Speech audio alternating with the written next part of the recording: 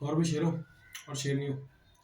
तो भाई 4 मार्च 2023 का प्लान, आज का प्लान हमारा क्या है। आज बहुत से बच्चों का म्यूजिक का पेपर भी होगा, बट स्टिल जैसे आप म्यूजिक का पेपर देके आ जाते हैं उसके बाद एकदम से तैयारी पर लग जाओ, क्योंकि आपके पास सिर्फ 1.5 दिन ही बचा है।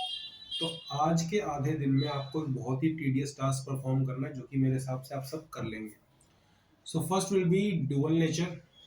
ड्यूअल नेचर को अच्छे से करेंगे। छोटा सा चैप्टर है, फोटो इलेक्ट्रिक इफेक्ट और डिब्रॉय इक्वेशन के ऊपर ही जोर देना है। और इस चैप्टर के जो आपके एनसीईआरटी के क्वेश्चंस हैं वो ज़्यादा इंपॉर्टेंट नहीं है, बिकॉज उसमें बहुत ज़्यादा एक्सेसिव अमाउंट ऑफ कैलकुलेशंस है। तो इसके लिए आपको इसके पीवाई क्यूज के ऊपर ध्यान देना है, प्रीवियस ईयर क्वेश्चंस को ज़्यादा इंपॉर्टेंस देनी है। ठीक है। इसके बाद आपको एटम्स करना है। अगेन एटम्स में से मोस्टली डेरिवेशंस कट हो चुकी हैं। रदरफोर्ड मॉडल और बोर्स मॉडल के ऊपर खास ध्यान देना है आपको।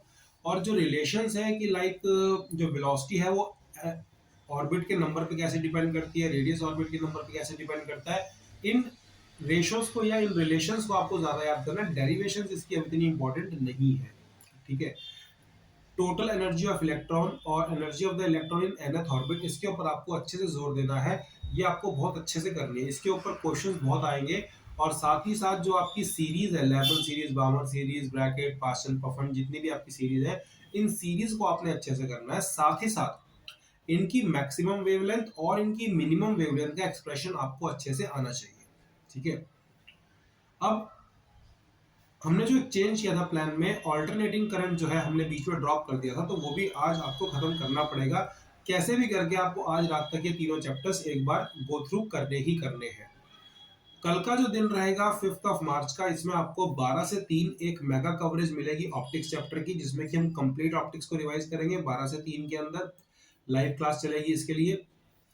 साथ ही साथ हम आपको कुछ इंपॉर्टेंट क्वेश्चंस भी देने जा रहे हैं पर चैप्टर, 10 से 15 क्वेश्चन, जो कि शॉर्ट क्वेश्चंस रहते हैं, जो कि बोर्ड वालों के फेवरेट क्वेश्चंस है। इसकी भी सीरीज आपको फटाफट से प्रोवाइड करने की पूरी कोशिश करी जा रही है। ठीक है।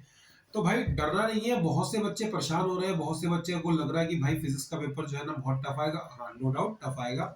मैं झूठ बोल के आपको खुश नहीं करना चाहता। ठीक है। Be prepared for the worst, hope for the best. Hope करने में कोई दिक्कत नहीं है, होप फॉर द बेस्ट करिए, शौक से करिए, लेकिन be prepared for the worst. ठीक है। तो भाई जितनी टेंशन तुम लोगों को हो रही है उतनी ही टेंशन मुझे भी हो रही है, उतनी ही मेरी टीम को भी हो रही है। हम सब आपके लिए वरिड हैं। फिर भी कोशिश करते रहिए, लड़ते रहिए। लड़ाई से भागने का कोई जो है ऑल्टरनेटिव हमारे पास नहीं है। हमें लड़ना ही है और जीतना ही है। ठीक है। और कोई ऑल्टरनेटिव नहीं है हमारे पास। ठीक है। तो भाई बिल्कुल भी टेंशन मत लीजिए। तो अब हम करेंगे ऑल्टरनेटिंग के बारे में डिस्कस, ऑल्टरनेटिंग करंट के बारे में। सबसे पहले सबसे इंपॉर्टेंट फेजर डायग्राम्स। ठीक है। इस बार फेजर डायग्राम्स आने के पूरे पूरे चांसेस है पेपर में कि फेजर डायग्राम जो है ना वो जरूर आएगा। ट्रांसफॉर्मर एक बहुत इंपॉर्टेंट टॉपिक है, हमेशा से ही रहा है इंपॉर्टेंट टॉपिक, तो इस बार के लिए भी इंपॉर्टेंट है। Transformer, resonant frequency, quality factor, ये सारे के सारे टॉपिक्स जो है ना बहुत इंपॉर्टेंट है। अब कुछ क्वेश्चंस मैंने आपके लिए एनसीईआरटी से सिलेक्ट किए हैं जो कि प्रीवियस ईयर पेपर्स में आ चुके हैं।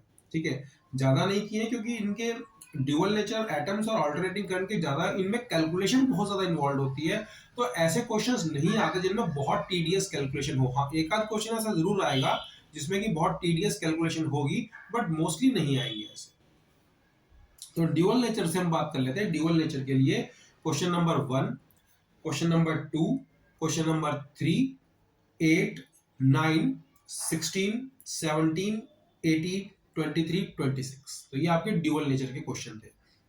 अब हम बात कर लेते हैं एटम्स के बारे में। एटम्स के बहुत ही कम क्वेश्चन है जो कि एनसीईआरटी से आएंगे। मोस्टली इसके कंसेप्चुअल क्वेश्चंस आते हैं, न्यूमेरिकल्स कम ही आते हैं इसके ऊपर। फिर भी question number 3, question number 4, question number 6, question number 8, question number 15। Alternating current की अगर बात करें तो इसके स्टार्टिंग के जो क्वेश्चन है बहुत छोटे छोटे हैं और पेपर में आ सकते हैं। 1, 2, 3, 4, 6, 7, 11, 12, 20, 22 और 25।